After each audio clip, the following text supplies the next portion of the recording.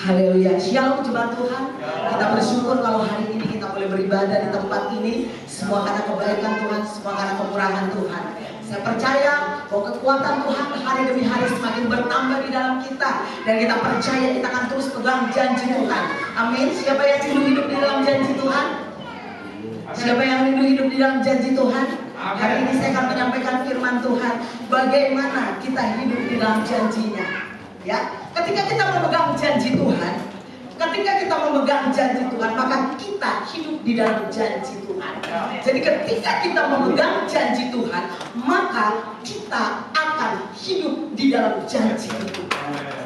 Setiap kita yang memegang janji Tuhan, pasti seseorang pasti merasakan satu keindahan. Ketika dia hidup di dalam janji, misalnya satu contoh. Saya dengan suami saya Pak Rino sebagai gembala pernah membuat orang lain membuat janji kepada kita, tetapi janji ini sebetulnya sama. Dia bilang begini, kalau nanti tanah saya laku sekian miliar, karena tanahnya luas, dia orang kaya, dia orang suami pengusaha, dia bilang begini, dia akan memberikan sebagian kepada kita, bukan kepada gereja, tetapi kepada kita. Itu janjinya. Tentu saya dengan Pak Rino bersuka cita mengingat janji itu. Amin. Kita terus berharap supaya janji itu dipenuhi. Ya kan? Kita bersuka cita di dalam janji itu. Ya. Kita bersuka cita di dalam janji itu. Itu adalah janji manusia yang belum tentu tertepati. Apalagi kita hidup di dalam janjinya Tuhan. Setiap hari memegang teguh di dalam janji Tuhan. Setiap hari kita ada di dalam janji Tuhan. Manusia berjanji hal yang baik, pastilah kita bahagia. Apalagi ketika Tuhan, kita tahu bahwa janji-janji Tuhan begitu luar biasa di dalam hidup kita. Janji penyertaan, janji kesembuhan, janji mujizat, janji hal-hal yang baik Tuhan limpahkan. Bahkan Tuhan berjanji merancangkan masa depan yang penuh harapan di dalam kita.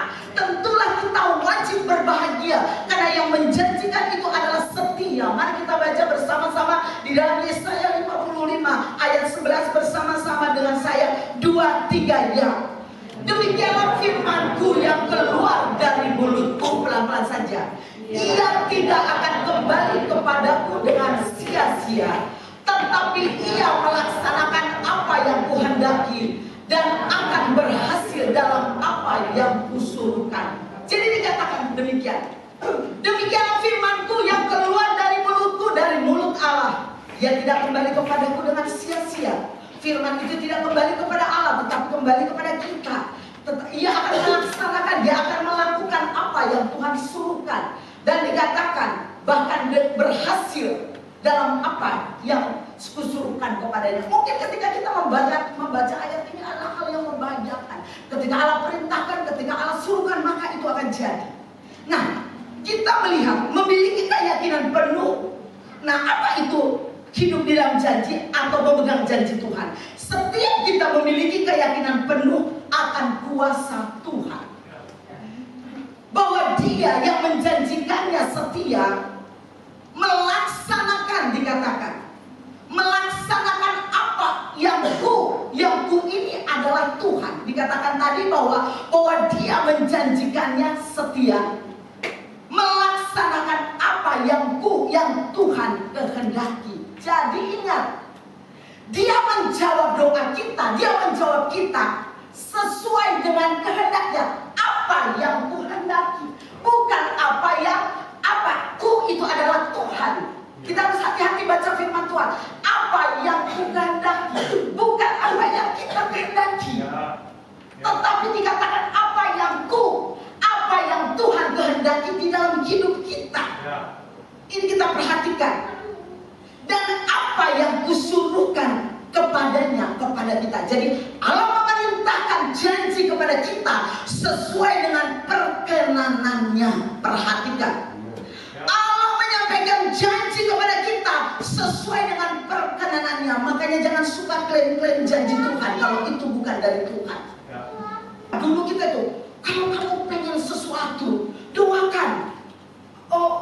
Tumpang tangan, saya kepengen Gunung Sufarna. Tuhan, dalam nama Yesus, Sufarna milik saya. Karena Tuhan janji. Itu adalah pengajaran yang sangat salah. mobilnya Mercy. Mobil saya sederhana Tuhan. Saya tumpang tangan. Dalam nama Yesus, Mercy punya saya. Tuhan kasih Mercy. Kamu tidak sanggup bayar pajak. Jadi Tuhan itu selalu sesuai, benar gak? Kita dapat Mercy, tapi begitu kena pajak kita nggak sanggup. Saya bayar pajak mobil 4 juta aja saya ini gitu kan. Apalagi kemarin bayar pajak mobil, bayar cicilan mobil masuk bengkel, mobil ganti aki 15 juta habis 1 bulan. Apalagi Mercy nggak sanggup. Jadi mari kita berhikmat. Jadi apa yang Tuhan janjikan, jadi kehendak Tuhan atas kita, apa dikatakan? Jadi berarti ketika kita memegang janji Tuhan, hidup di dalam janji Tuhan, maka apa? Hidup kita harus selaras dengan hatinya. Jadi ketika kita ingin memegang janji Tuhan, pastikan kita selaras dengan hatinya Tuhan, sesuai dengan hatinya Tuhan. Bagaimana mungkin kita meminta satu janji? Jadi jangan sembarangan pegang janji ini ya. Enak memang, judulnya enak, temanya. Tapi kita harus hati-hati mengajar kepada jemaat, menyampaikan di komsel masuk janji ini. Jangan sampai klaim-klaim sembarangan. Jadi kita harus selaras. Dan setiap janji itu harus sesuai dengan maksudnya Tuhan. Itu yang harus pegang. Jadi perhatikan, Tuhan menjawab doa kita bukan berdasarkan yang kita inginkan, tetapi berdasarkan kehendaknya. Sama-sama kita baca 2-3 ya.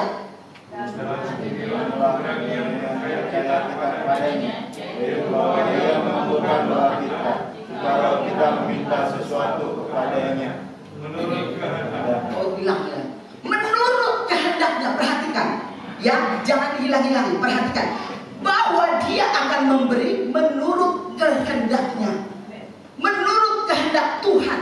Jadi bukan menurut kehendak kita. Nah, kita perhatikan pelajaran ini, apa yang terjadi ketika Yesaya menyampaikan firman ini kepada jemaat, kepada bangsa Israel. Saya mau mengatakan, keadaan bangsa Israel saat itu terpuruk. Kalau kita baca secara keseluruhan dari ayat ini, jadi apa? Yesaya menyampaikan pesan Tuhan ini kepada bangsa Israel pada masa mereka mengalami keadaan rohani yang hancur. Mereka terpuruk ya, mereka ada di dalam pembuangan, mereka ada di dalam disiplin rohani. Kenapa mereka ada di dalam disiplin rohani? Karena mereka melakukan dosa pelanggaran, mereka tidak setia, mereka pemberontak, mereka tidak taat. Maka Allah mengizinkan pendidikan rohani, disiplin rohani kepada bangsa Israel. Mereka dibuang ke Babel. Saya mengatakan kepada jemaat, lebih baik ini saya tekankan, mari engkau setia daripada engkau mendapat pendisiplinan dari Tuhan. Saya nggak tahu apakah jemaat Sufana, pelayan di Sufana pernah mendisiplinkan pekerja. Kalau kita sudah mendisiplinkan pekerja karena pelanggaran yang mereka lakukan, kita disiplinkan mereka bahwa mereka tidak boleh melayani. Supaya apa? Melayani ini jangan cuma kita pintar mengatakan melayani adalah kehormatan, tapi kita sendiri tidak memberikan penghormatan penuh kepada pelayanan itu. Jadi mari kita lihat, jadi jangan sampai kita mendapat disiplinnya Tuhan. Betul, Allah menghajar anak yang dia kasihi. Ketika ada disiplin Tuhan karena dia mengasihi kita. Tapi kita tidak perlu mendapat disiplinnya Tuhan, tapi biarlah kita mendapat kasih sayangnya Tuhan. Kita perhatikan, jadi bangsa Israel secara rohani mereka haus akan Tuhan. Makanya kalau pasal 55 ayat pertama dikatakan begini, ayo hai semua, ayo hai semua. Ada ajakan kasih, ayo hai semua. Artinya apa? Kondisi kita tidak merubah kasihnya kepada kita. Kondisi kita tidak merubah kasihnya kepada kita. Dia selalu menanti kita kembali kepadanya. Jadi kondisi kita tidak pernah mempengaruhi kasih Allah kepada kita. Kita pendosa, kita pemberontak, kita nggak setia.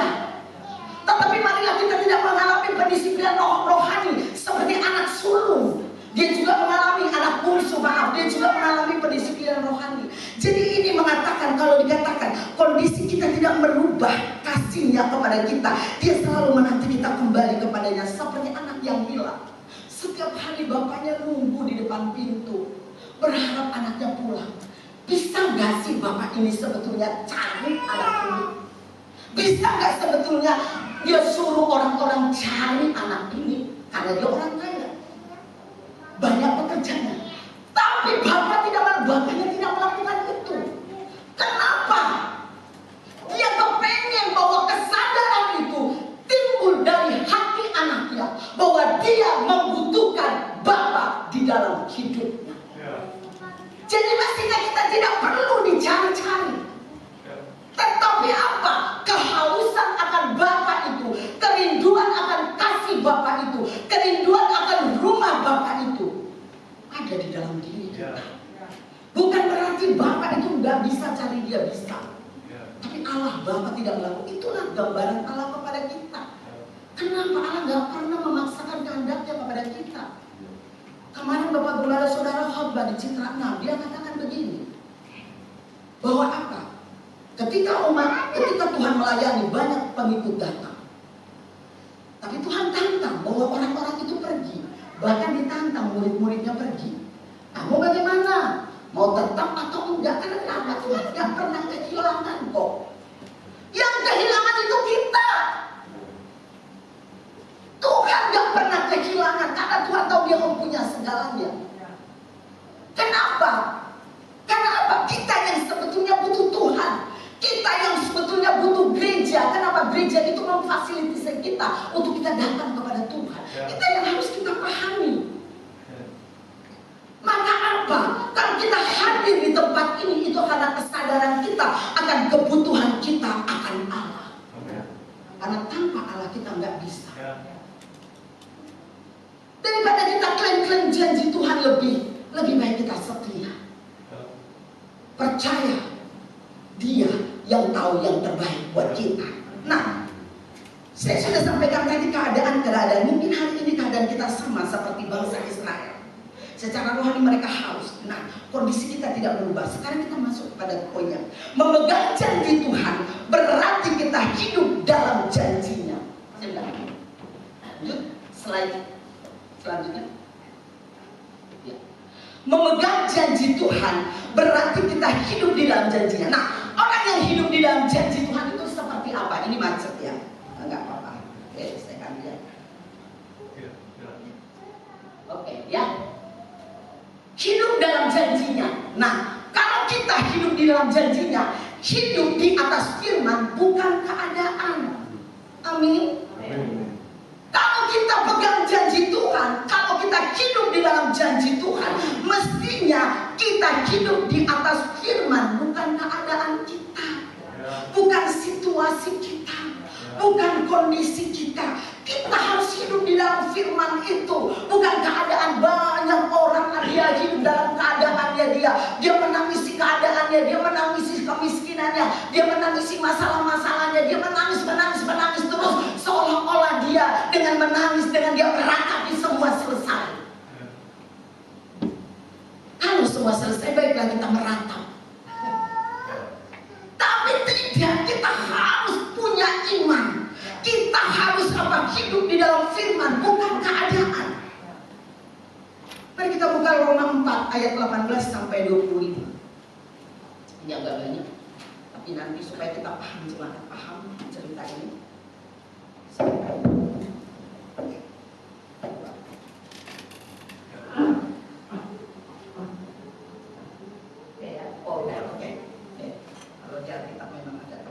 Waktunya sedikit. Yuk nanti saya bacakan yang laki-laki membacakan 18, kita wanita membacakan 19 sampai selesai supaya kita bersemangat. 2, 3 ya, pria. Sekalipun tidak ada dasar untuk berharap, namun Abraham berharap juga dan percaya bahwa ia akan menjadi bapa banyak bangsa. Menurut yang dia telah difirmankan, demikianlah banyaknya nanti keturunanmu. 19 wanita. Hanya kita menerima, walaupun dia mengetahui bahwa waktunya sudah sempurna. Karena usianya tidak satu dan bahwa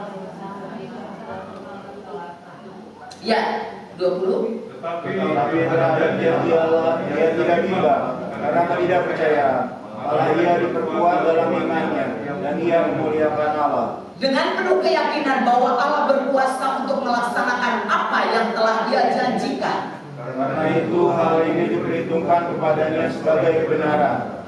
Kata-kata ini yaitu hal ini diperhitungkan kepadanya tidak dituliskan orang saja. Ya. Kami ditulis juga untuk kita, sebab kepada kita pun Allah memperhitungkannya, karena kita percaya kepada Dia yang telah membangkitkan Yesus Tuhan kita dari antara orang mati. Yaitu Yesus yang telah diserahkan karena pelanggaran kita dan dibangkitkan karena pembenaran kita. Nah, kita lihat ini adalah satu kisah yang luar biasa yang bernama Abraham. Bagaimana dia hidup di dalam janji, bagaimana dia hidup di dalam firman, bukan keadaannya. Kalau kita tadi baca, kalau ayat pertama, sebab sekalipun tidak ada dasar. Jadi perhatikan, gak ada dasarnya Abraham untuk berharap. Gak ada. Namun Abraham berharap juga dan percaya. Perhatikan, tidak ada dasar untuk berharap. Bagaimana mungkin seseorang bisa berharap padahal dasar pengharapannya itu gak ada. Nah, disinilah dituntut iman seseorang, iman yang dewasa. Iman yang dewasa tidak selalu melihat keadaan bahwa ada jalan. Tetapi iman yang dewasa sekalipun seolah-olah semua tertutup, tapi dia percaya. Abraham memiliki iman yang dewasa. Perhatikan, kita lihat. Abraham tidak punya alasan untuk berharap, dikatakan secara logika mustahil. Benar? Mustahil. Kenapa? Ketika Tuhan berjanji memberikan Ishak, umur Abraham 75 tahun. Ketika janji itu digenapi, usia Abraham 100 tahun. Abraham yang begitu luar biasa, dikatakan bapak orang yang beriman, yang taat dan setia, 25 tahun menanti janjinya Tuhan. Ini Tuhan luar biasa memberikan pengharapan itu kepada Abraham. 25 tahun. Perhatikan, secara logika mustahil. Secara keadaan udah tertutup. Kenapa? Karena dikatakan bahwa rahim Sarah sudah tertutup. Nggak mungkin. Makanya tertutup. Secara umur sudah selesai. Secara keadaan sudah tertutup. Tidak ada alasan untuk berharap. Tapi lihat apa yang dilakukan Tuhan. Abraham mendapat jawaban doa. Abraham mendapat jawaban doa. Jadi kalau kita rindu menerima janji Tuhan di dalam hidup kita, pastikan yang pertama itu adalah Tuhan yang berjanji kepada kita. Janji Tuhan kepada Pak Lino dan kepada Pak Yakub, gembala saudara, berbeda. Kairosnya Tuhan itu berbeda atas setiap kita. Kairosnya Tuhan kepada saya dan kepada yang lain itu berbeda. Sekalipun kita merasa yang dibutuhkan orang lain itu adalah kebutuhan saya, sebetulnya yang dibutuhkan orang itu adalah kebutuhan saya. Tapi kairosnya Tuhan, janji Tuhan, waktunya Tuhan itu berbeda bagi kita. Jadi mari kita taat, hidup di dalam iman.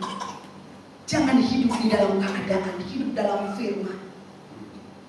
Bahwa firman Tuhan itu berkata, firman-Mu Tuhan tiada berubah,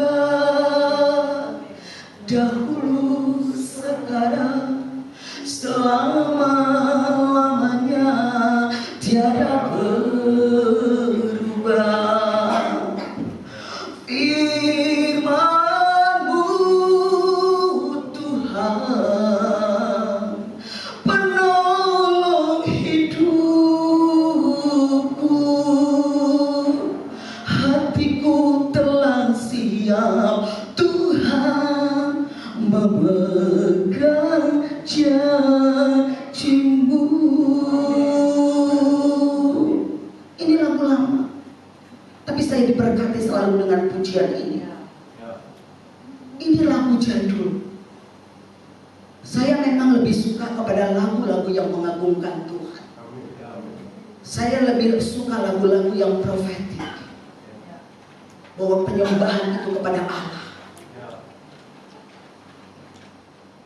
sampai hati Allah disenangkan. Itu yang paling penting. Hati Allah dipuaskan. Sekarang saya mau bilang kepada setiap kita. Nah, saya kan dekat sama dia.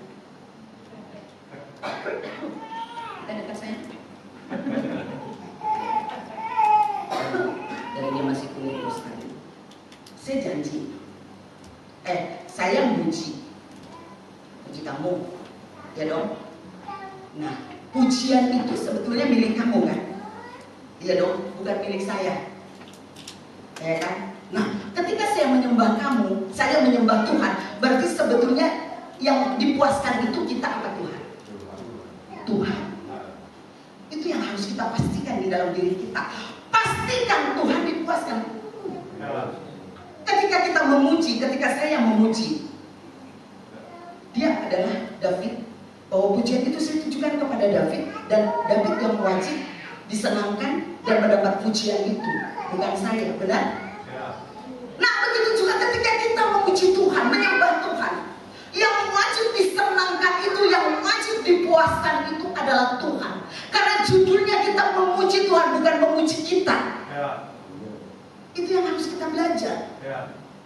Bisa nggak kita mengalami kuasa Tuhan, mengalami kedahsyatan Tuhan ketika kita memuji? Tentu bisa.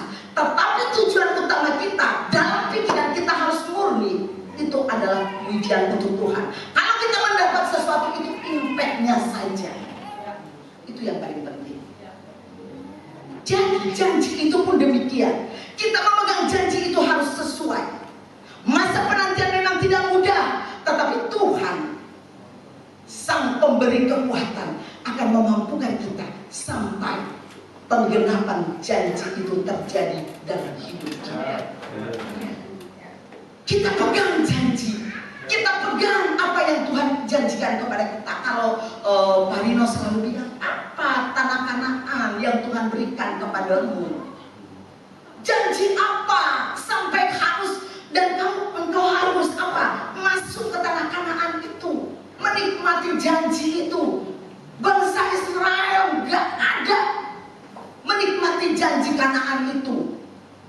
Bangsa Israel yang saya maksudkan yang datang dari Mesir. Semua yang menikmati janji itu yang lahir di padang gurun, kecuali Yosua dan Kaleb. Bahkan Musa pun tidak.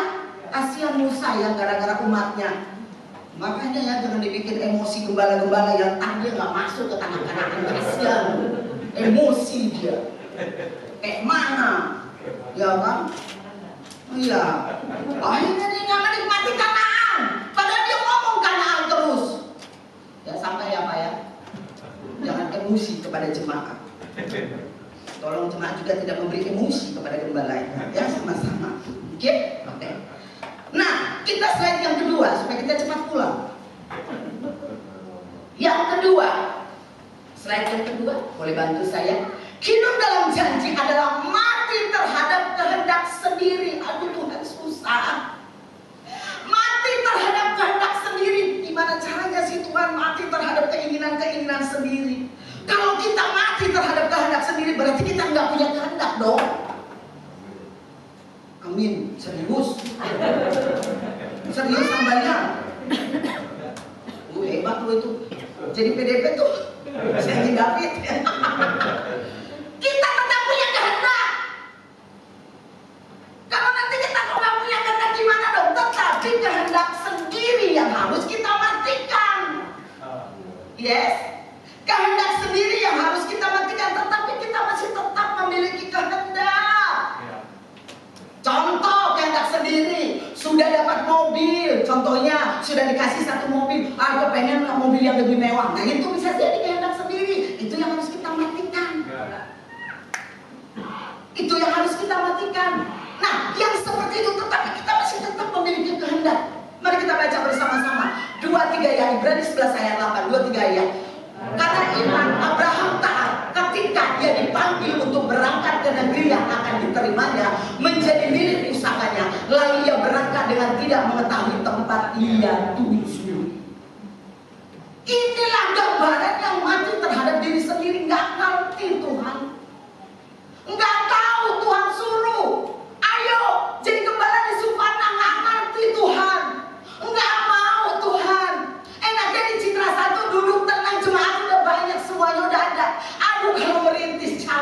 Tuhan nggak mau.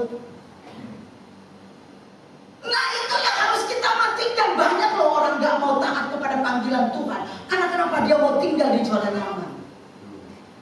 Nggak mau susah, nggak mau bermasalah, nggak mau terbentur. Nah kalau nggak mau terbentur, hidup di gunung sendiri. Terbentur tetap, bergesekan tetap. Sesama pelayan saling bergesekan itu biasa. Jangan bilang itu adalah dosa terbesar dapat kutukan. Apa kita bilang? Besi menajamkan besi. Lanjut. Soalnya saya lupa. Nah, bukan bantuin saya juga. Manusia menajamkan sesama. Ada gesekan. Ayo ketawa nih, bantuan kita pakai kitab katanya. Jangan diundang lagi aku balas. Lupa Bu. Ya, nah ada gesekan, maksudnya apa? Mati terhadap diri sendiri itu penting. Apa itu kehendak sendiri? Ini loh, kita perlu belajar dari Abraham. Dia mau masuk kepada satu janji Tuhan yang nggak dia pahami. Gimana? Aduh, nggak bisa. Kayak Pak Rino dulu ketika Pak Yohanes panggil jadi pendeta, itu apa ya, formulir disalah-salahin sama beliau. Beneran. Kan kalau disalah-salahin kan itu dikirim ke BPD, terus balik kan waktunya nanti habis dong. Iya kan? Ternyata Bapak Gembala kita kocer, kecil-kecil cabai rawit. Dia baca itu semuanya. Sebelum masuk ke BPD dia bilang, ini Pak Rino ada yang salah. Ya kan? Ya kan? Pak jangan Pak, saya masih kerja Pak, saya kurang ini. Ya, terus sekolah lagi. Mau jadi gembala, itu lama itu. Pak jangan Pak, saya sibuk Pak, bekerja Pak, jangan Pak, saya ini pulang berangkat jam 6 pagi. Makanya kalau suruh tugas 2 pagi nggak bisa dia. Makanya saya bilang jangan disuruh tugas 2 pagi orang kerja. Iya, itu kan. Udah berkali-kali saya katakan. Nah, waktu jadi pendeta, jadi PDM, karena mau gembala dong, harus PDM supaya dia punya otoritas. Kalau PDP enggak, kita enggak nanti ya, kita santai saja. Soalnya kita pendeta di depan pintu PDP. Nah, kalau PDM itu dan dia lebih memiliki otoritas di BPD juga dia berhak milih. Kalau kita mah kagak. Jadi pendapat, gak mau, Pak jangan Pak, jangan Pak, jangan Pak. Kalau Pak Yohanes kan bilang bisa. Bisa. Akhirnya diterima. Jadi kalau panggilan Tuhan di dalam hidup kita, jangan keraskan hati kita. Walaupun kita nggak mau. David mau nggak? Mau kan? Ya kan? Mau bagus. Nggak mau lebih bagus lagi. Ya udah. Nah, mau itu bagus loh, bener loh, taat ya, nggak kayak kita pemberontak. Nah, jadi apa? Abraham dia disuruh pergi, nggak tahu kemana, nggak jelas, nggak nyaman, semua dia jadi zona nyaman yang seharusnya dia miliki di tempat keluarganya dia harus tinggalkan. Tapi lihat, dia mati terhadap dirinya sendiri. Masalahnya banyak orang percaya hari ini mau janji Tuhan, tetapi tidak hidup dalam Tuhan kehendaknya. Mau janjinya, mau diberkati, tetapi tidak hidup di dalam apa? Ketaatan. Mau dipakai Tuhan, tapi tidak mau berserah. Iya kan? Coba pelayan-pelayan sekarang, kalau latihan mau musik juga sama di Citraman juga. Jam 8, ibadah jam 10. Coba kalau dulu ada jadwal latihan jelas, hari latihan. Sekarang udah dibikin jadwal latihan jelas nanti hari Sabtu. Gak ada, semua pada gak bisa. Heran saya setelah selesai COVID ya. Ada lagi begini, kaum bapak pria ilahi mau vokal grup. Mereka latihan konsep online. Nah, bayangin aja. Keren gak sekarang?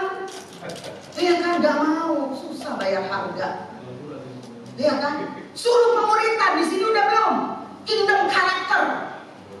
Lalu, memang kita mesti bayar harga, tapi kita harus taat. Tahu gak, saya mau bilang, kingdom karakter itu bagus. Apa apalagi ketika onsite, itu seru pesertanya.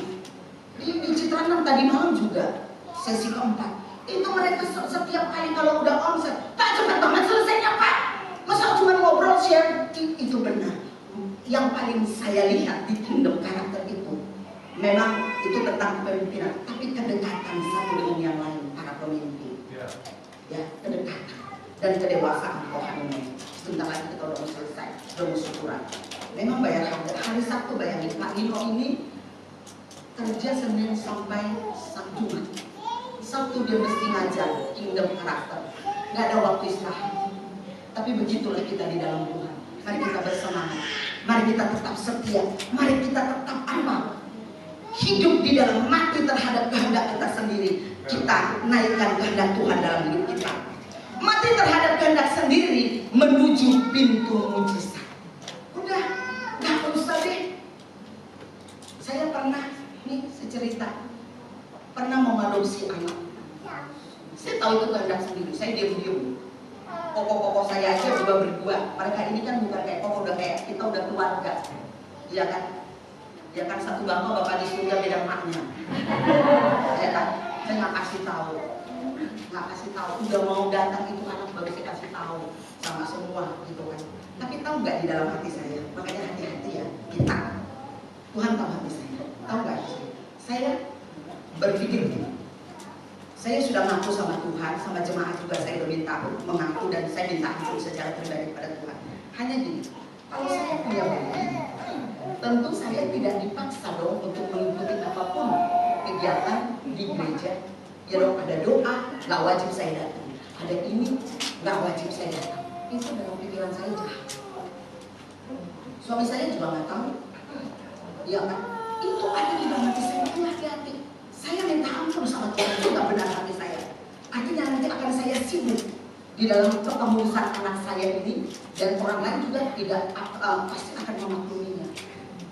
Itu ada dalam pikiran saya loh. Pokok-pokok saya itu nggak tahu bahwa saya langsung dosa. Tapi lihat, Tuhan bukakan, Tuhan gak suka, Tuhan batalkan, Tuhan gak jadikan. Kemarin saya udah tunjukin sama pokok-pokok saya juga, ada yang kasih bayi dari klinik, di WA, mau nggak? Nggak tertarik tuh saya. Apalagi hambanya, nggak tahu karena laki-laki. Kalau perempuan mungkin dia tertarik kali ya, enggak juga. Jadi apa, kita sekarang udah belajar mati terhadap diri sendiri. Lebih baik kita memuliakan Tuhan, meninggikan nama Tuhan. Saya bilang, Pak Rino udah mau pulang tugas. Saya bilang tadi malam, Pak, saya punya kerinduan gereja Citra 6 itu bagus loh, Pak. Saya nggak mikirin rumah saya nanti bagus. Saya kepengen itu di depan begini. Kamu bagaimana? Ininya gini loh Pak, kayak gini. Boleh nggak Pak nanti aku ambil berkatnya sebagian? Saya nggak tahu berapa biayanya. Boleh nggak saya pakai untuk pekerjaan Tuhan untuk di depan? Jadi kita pikirannya itu untuk apa? Kemuliaan nama Tuhan. Boleh kita menikmati segala berkat Tuhan, tetapi kita harus belajar mati terhadap diri sendiri. Itu penting sekali. Kalau kita mati terhadap diri kita sendiri, nanti Tuhan akan bebas sekali kita menjadi orang yang merdeka. Kalau kita masih pegang terus hak kita, pegang terus apa yang kita mau, Tuhan, kita akan menjadi susah. Belajar melepaskan hak kita, mati terhadap diri sendiri. Maka apa? Di situ Tuhan akan angkat kita. Itu yang terjadi kepada Abraham. Yang terakhir, hidup dalam janji Tuhan. Berarti kita tekun membawa penggenapan. Ketekunan membawa kepada penggenapan. Kita baca Ibrani 10 ayat 36, 2-3 ya.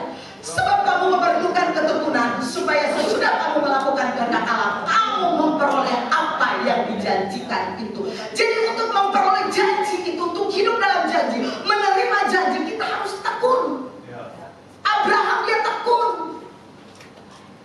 Dia setia, dia bukan setia saja, tapi dia tekun di dalam janji itu sekalipun. Banyak sekali alasan untuk dia menyerah terhadap janji itu, tapi dia tetap tekun.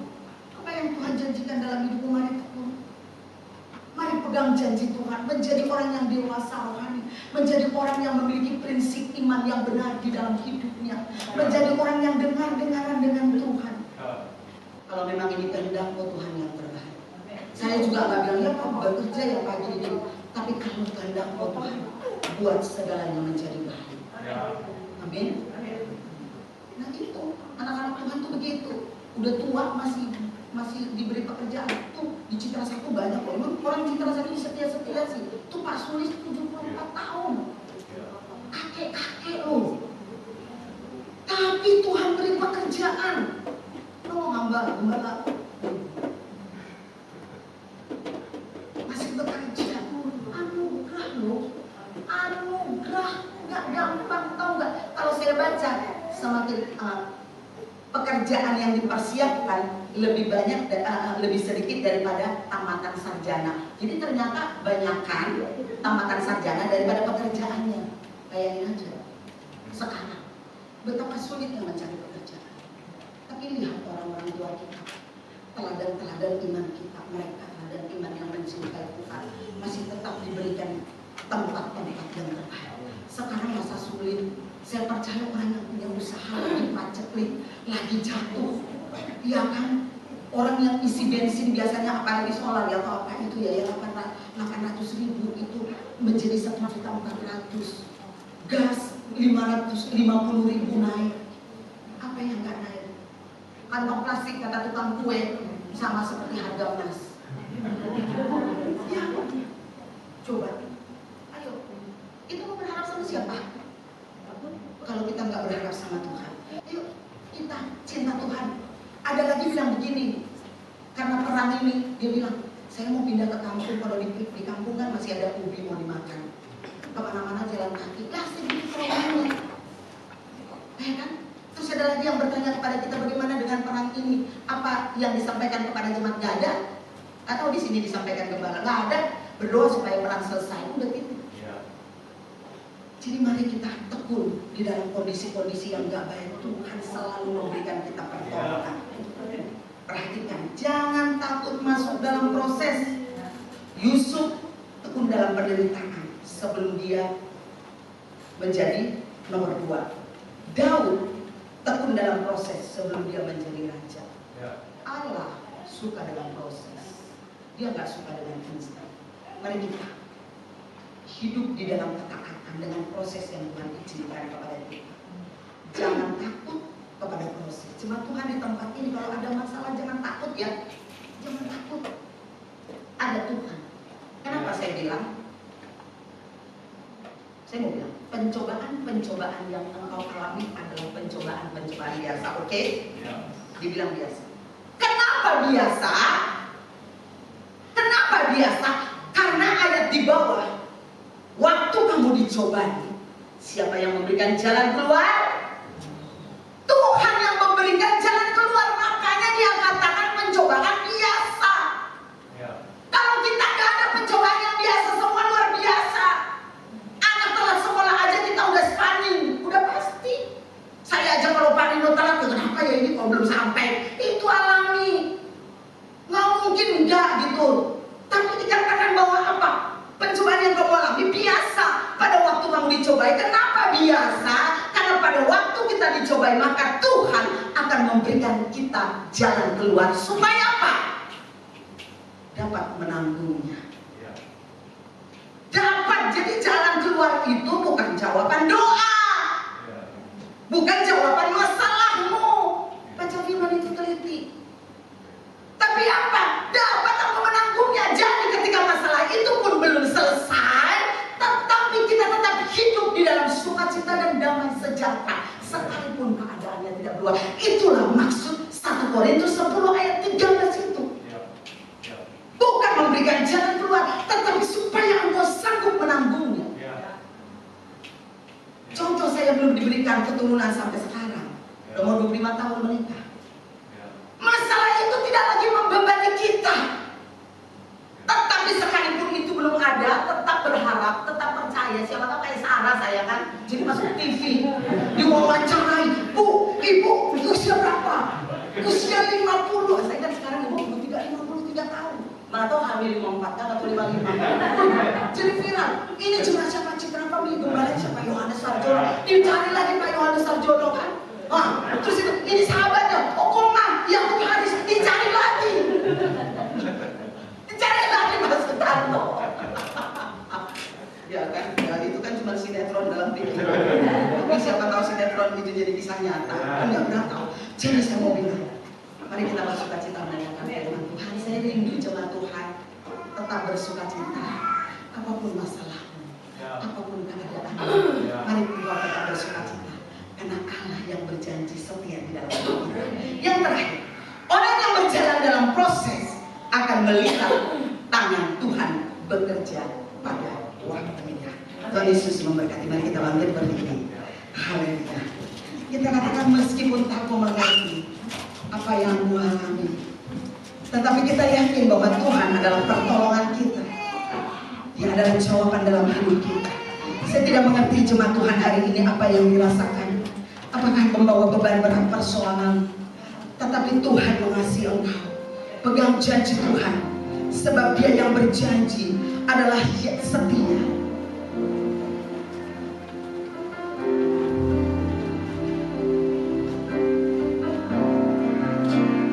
Yang tak mungkin bagiku, amin. Semua mungkin bagimu.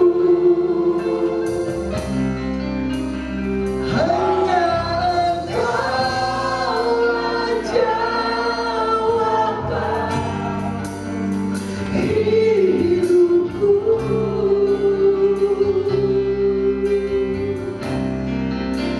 Yang tak pernah kulihat dan tak pernah kupikirkan,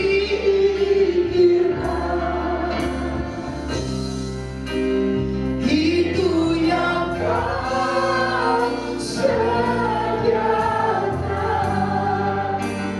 bagiku.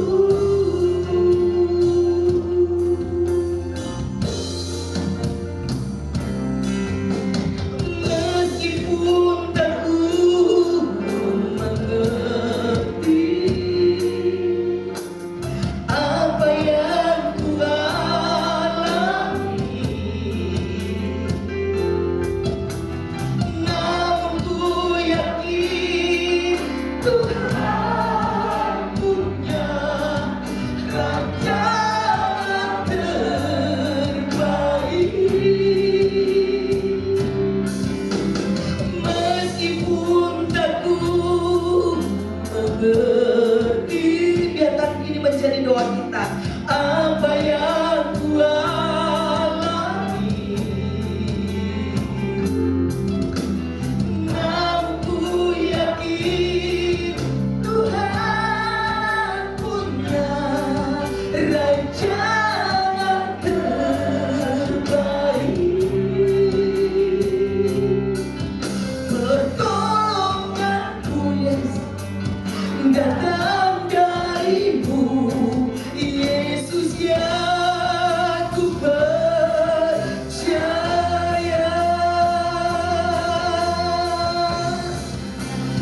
Yang tak mungkin bagiku, sama mungkin bagimu, amin Tuhan. Hanya Engkaulah jawaban hidupku. Yang tak pernah ku lihat dan tak pernah ku pikirkan,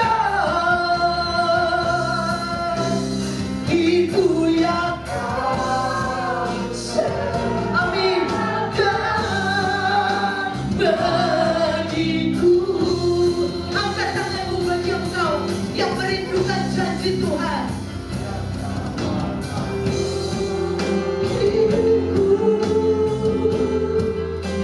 Semua mungkin bagiku. Tuhan, hamba-Mu tidak mengerti kondisi setiap umat-Mu, tetapi Engkau mengetahui hati mereka, rahasia hati mereka yang tersembunyi.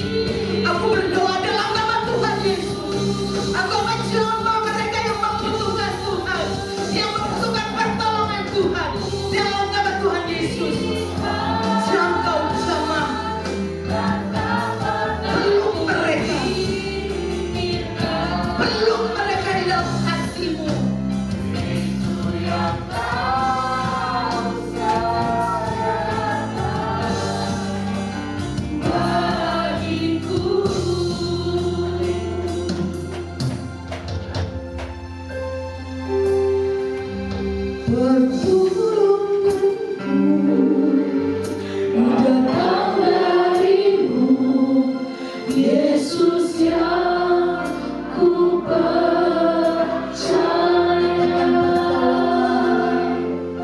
pertolonganku datang dari Yesus yang ku Katakan sekali lagi dengan imanmu, angkat tangan, angkat hatimu. Pertolonganku datang darimu, Yesus yang ku percaya.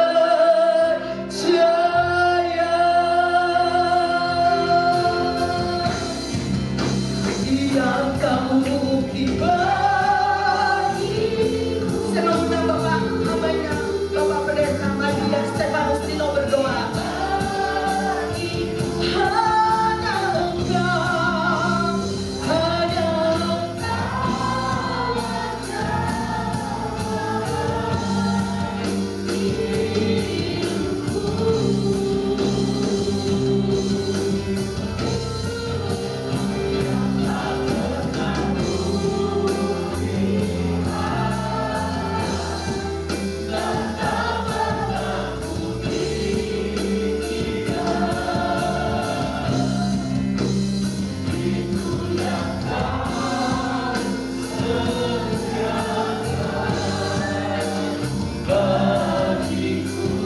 itu yang kau sediakan.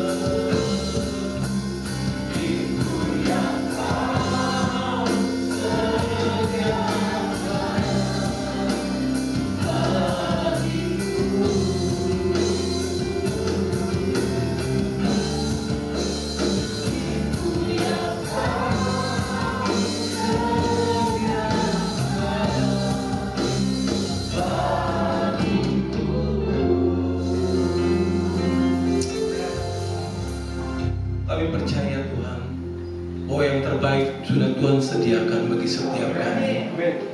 Satu hal yang Tuhan rindukan adalah ketaatan di dalam mengiringkan, di dalam mengikut segala apa yang menjadi perintah-Mu dalam kehidupan kami. Sehingga semua yang Tuhan telah sediakan itu kami dapat terima di dalam kehidupan kami Tuhan. Terima kasih untuk janji-Mu yang tak pernah berkesudahan. Engkau Allah yang taat, yang setia. Dan kami percaya Tuhan bahwa Engkau Allah yang tak pernah mengingkari janji. Karenanya Tuhan kami taruhkan pengharapan kami kepada Tuhan. Biarlah apa yang kami rindukan, apa yang kami gumulkan sesuai kehendak-Mu Tuhan terjadi dalam setiap kehidupan kami. Selama kami ada Tuhan, kami mau menyembah Tuhan, kami mau memuji Tuhan, dan kami percaya Tuhan untuk setiap apa yang kami bawa kepada Tuhan di dalam doa kami, dalam pergumulan, persoalan, masalah kami percaya Engkau lah jalan keluar dalam kehidupan kami Tuhan. Terima kasih untuk hamba-Mu yang telah mengajarkan tentang bagaimana kami memegang janji-Mu Tuhan. Biarlah kami boleh taat, setia, tekun untuk boleh sampai kepada janji-Mu Tuhan. Urapi hamba-Mu lebih lagi Tuhan. Di dalam nama Tuhan Yesus Kristus kami berdoa untuk hamba-Mu juga, sebagai gembala di tempat ini Bapak Yakub Haris. Tuhan juga yang mengurapi dengan kuat kuasa daripada Roh Kudus, sehingga semakin hari Tuhan akan terus tambahkan hikmat, marifat dan kuasa Tuhan, sehingga hamba-Mu boleh dipakai menjadi alat bagi kemuliaan nama Tuhan. Terima kasih Tuhan, berkati penggembalaannya di Citra Suparna ini Tuhan, dalam pengiringannya kepada Tuhan, Tuhan yang memberkati. Terima kasih Tuhan, terima kasih untuk anugerah kasih setia dan kebaikan-Mu Tuhan yang kami terima hari ini, khususnya di dalam ibadah hari ini Tuhan Yesus. Dalam nama Tuhan Yesus Kristus kami berdoa dan mengucap syukur. Haleluya. Amin. Silakan duduk kembali.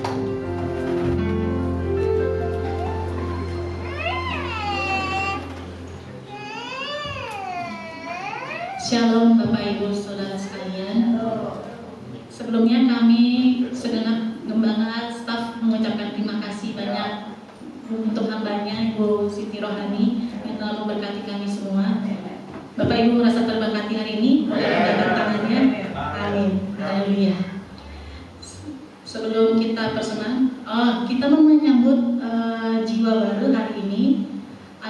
mahasiswa baru yang baru hadir hari ini, boleh teman kanan kirinya menyambut. Selamat datang Ibu Miki. Selamat datang. Jika Ibu belum dapat gereja tetap, bisa ibadah kemari bersama kami di minggu ini.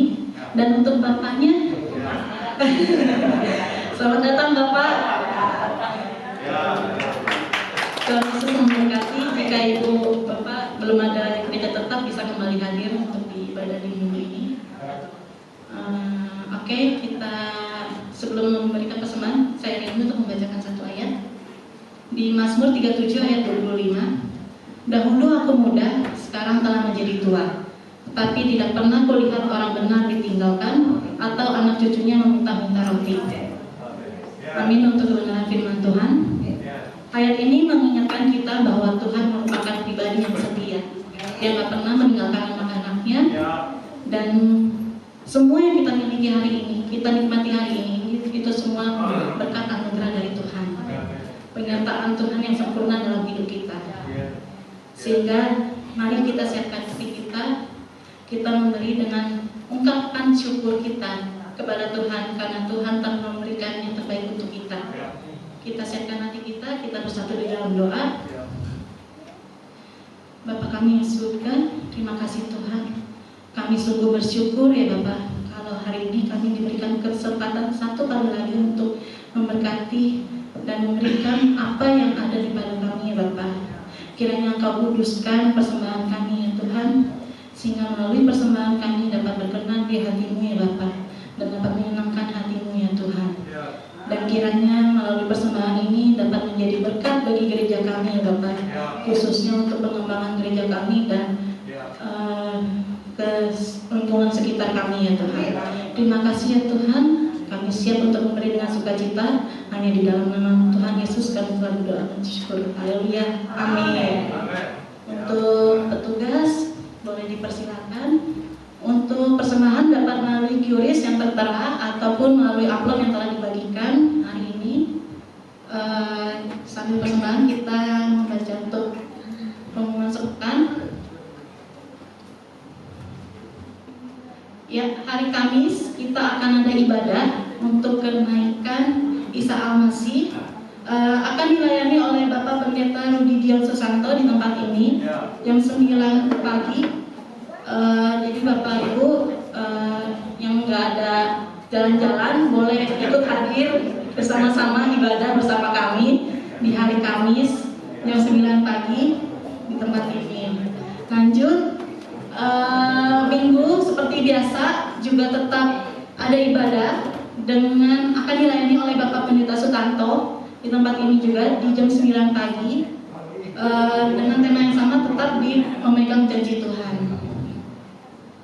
Lanjut, untuk ibadah Erokids, untuk ibadah di hari Kamis itu bisa digabung. Jadi untuk mama-mama baik yang mempunyai anak bisa gabung ibadah bersama kami.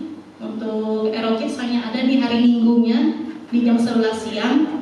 Jadi, tapi untuk yang ibadah hari Kamis itu terbuka untuk umum. Jadinya untuk papa mama yang Erokids ataupun teens bisa ikut hadir. Lalu teens community juga tetap sama di jam 11 siang di tempat ini akan dilayani oleh ibu lembaga kami sendiri, Ibu Rahel. Lanjut, malam pujian dan penyembahan itu kita akan tetap melaksanakan malam pujian dan penyembahan di minggu ketiga bulan Mei di tanggal 21 Mei 2026 jam 7 malam di tempat ini. Jadi untuk Bapak Ibu yang bisa hadir, boleh untuk hadir kita bersama-sama bersatu memuji dan menyembah Tuhan di tempat ini jam 7 malam. Lanjut. Nah, ini dia konsel. Untuk konsel di bulan ini akan dilakukan di akhir bulan di hari Sabtu tanggal 30 Mei 2026 jam setengah 11 siang. Kembali mengundang seluruh jemaat untuk dapat hadir. Kita bersama-sama konsel untuk saling mengenal, saling menguatkan, saling membangun satu sama lain.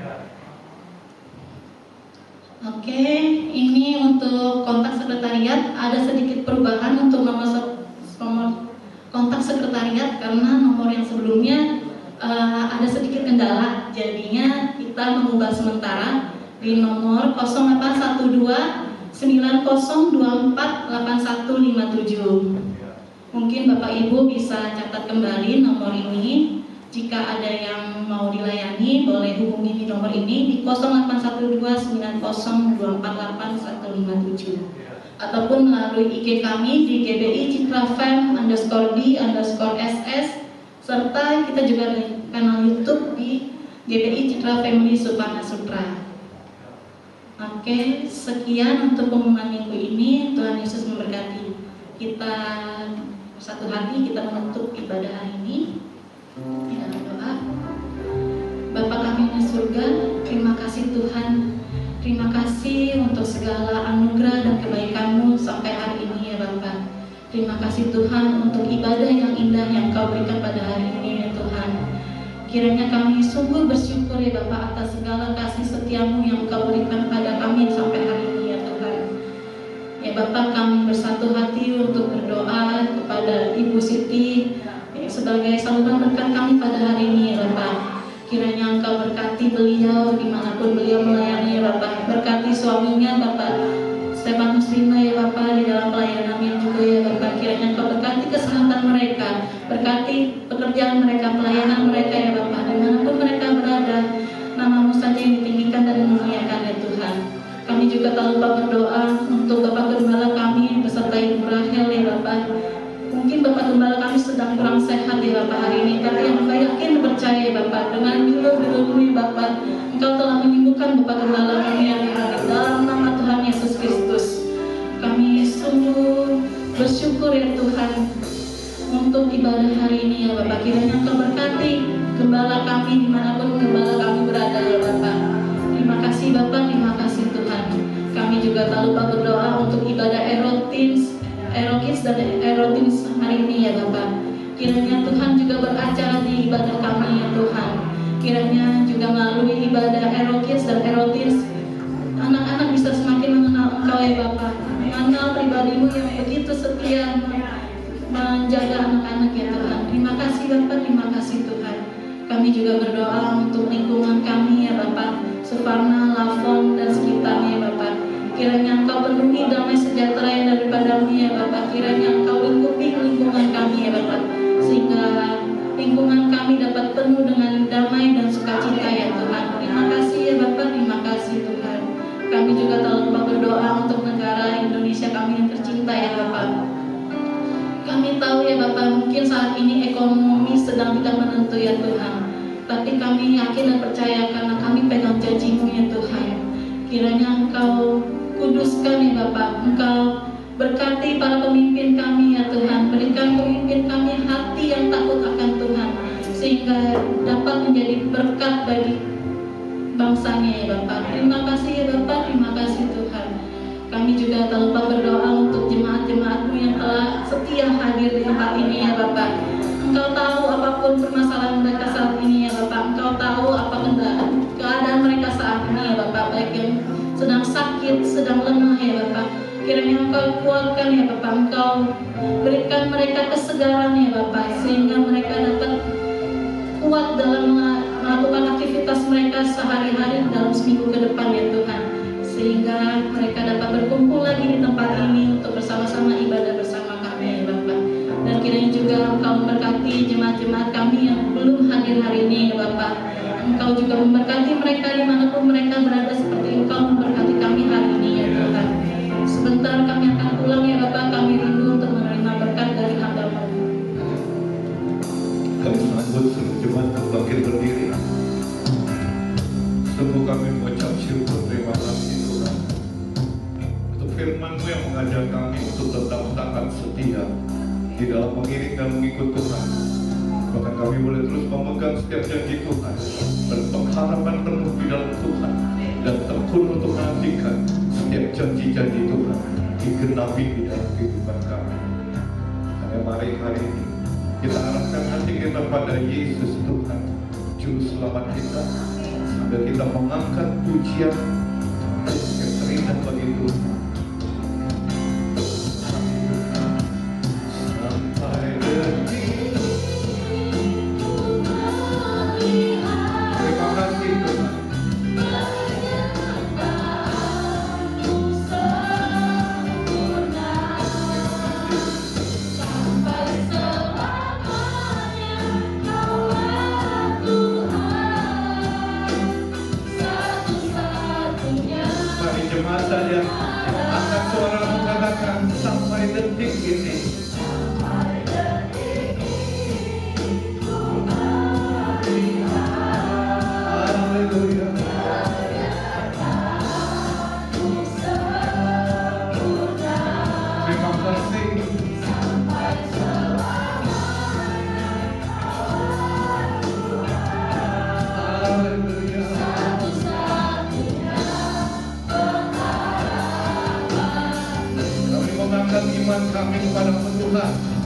percaya sampai detik ku melihat kenyataanmu sempurna. Sampai selamanya Kaulah Tuhan, satu-satunya pengharapan, satu-satunya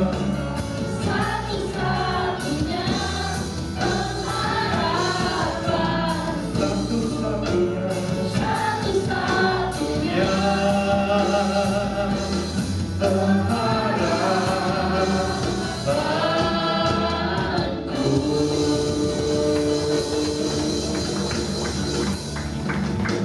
Engkaulah sumber dari segala kehidupan kami Tuhan.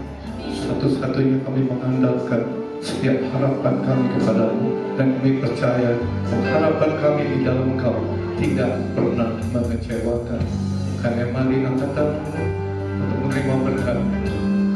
Segala berkat ini akan datang kepadamu dan akan menjadi bagianmu jika engkau mendengar suara Tuhan Allah. Diberkatilah engkau di kota, diberkati engkau di ladang, diberkatilah buah kandunganmu, hasil bumimu dan hasil ternakmu, yakni anak lembu sapimu dan kandungan kambing domba.